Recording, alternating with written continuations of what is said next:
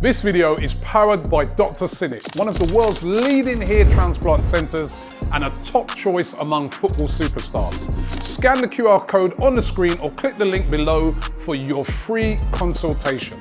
Welcome along to AFTV Transfer Daily, the show that keeps you up to date with players that have been linked with a summer transfer move to Arsenal. Hi and welcome along to AFTV Transfer Daily, the show that keeps you up to date with players that have been linked with a summer transfer move to Arsenal.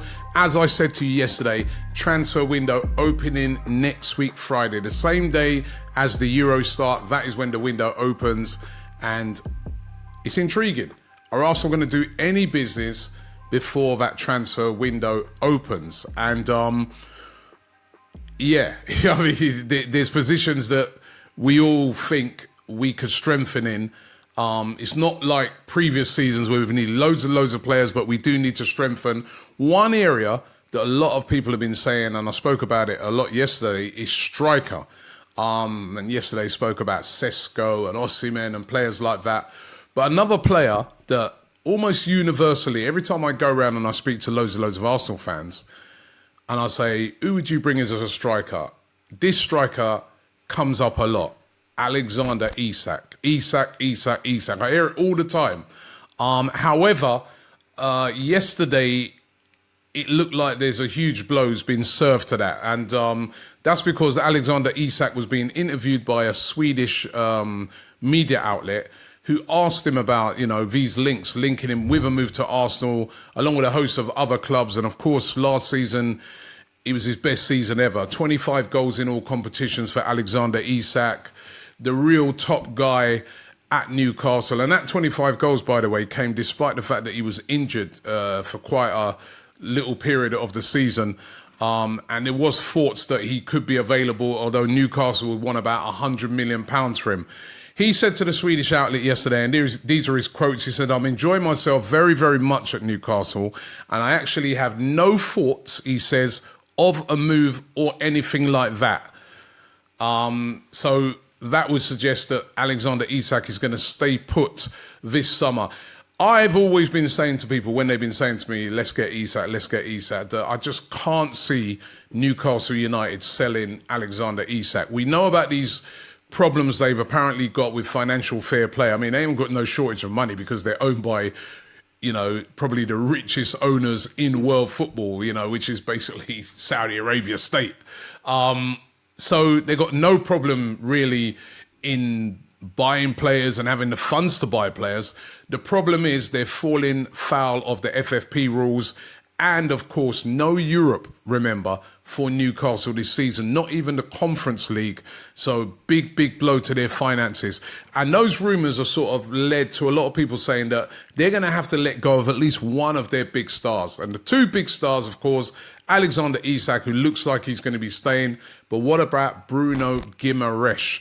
Will he stay at Newcastle? I was chatting last week to Gilberto Silva about Guimaraes. I did a great interview with him over there in Amsterdam at the Soccer X conference, and he was saying, listen, he's a great player.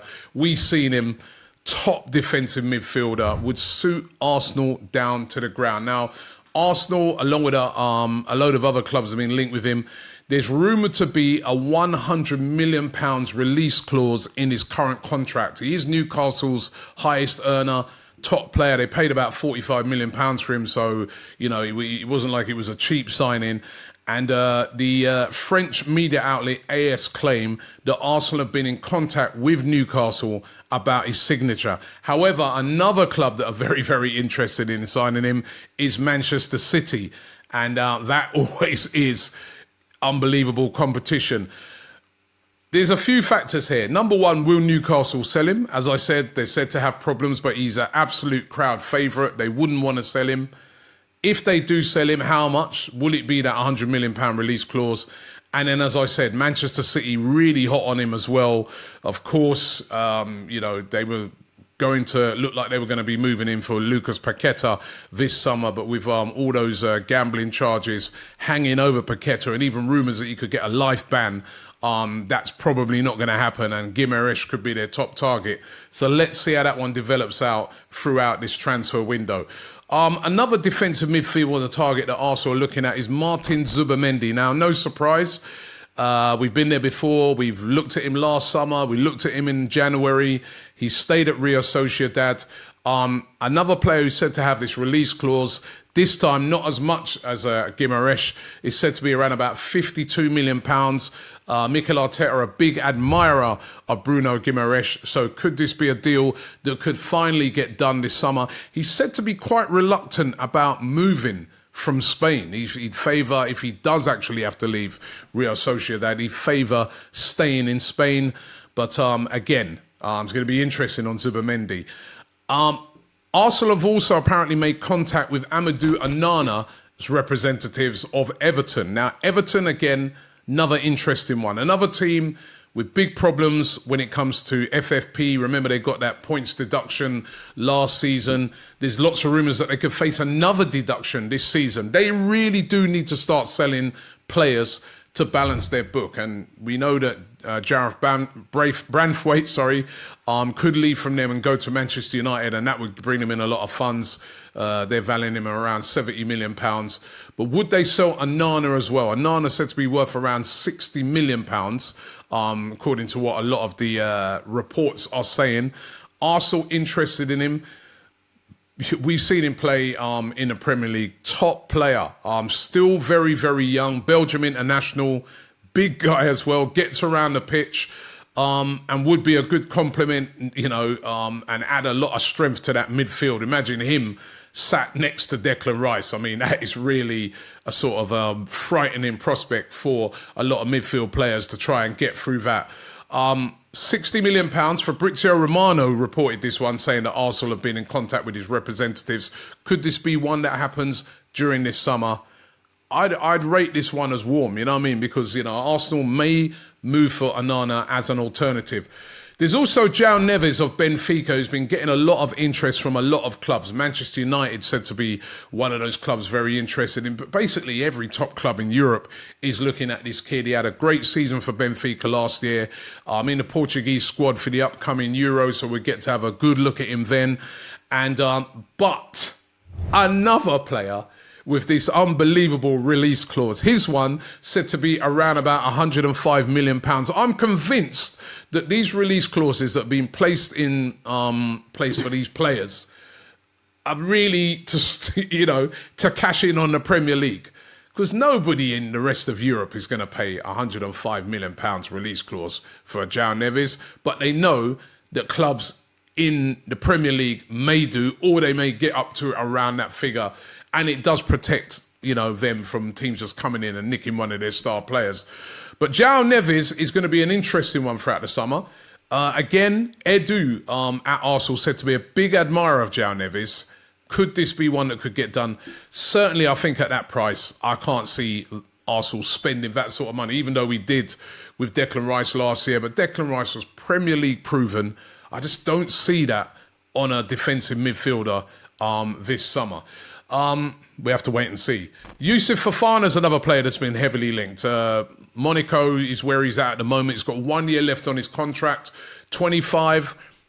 Good season for Monaco last year. They were runners-up in the French league to PSG. He had a good season. He's in the French national team. He'll be at the Euros as well. Didier Deschamps likes him a lot. And getting heavily linked with a move to Arsenal. However, I did see an interview with Cesc Fabregas where he was asked about Fofana.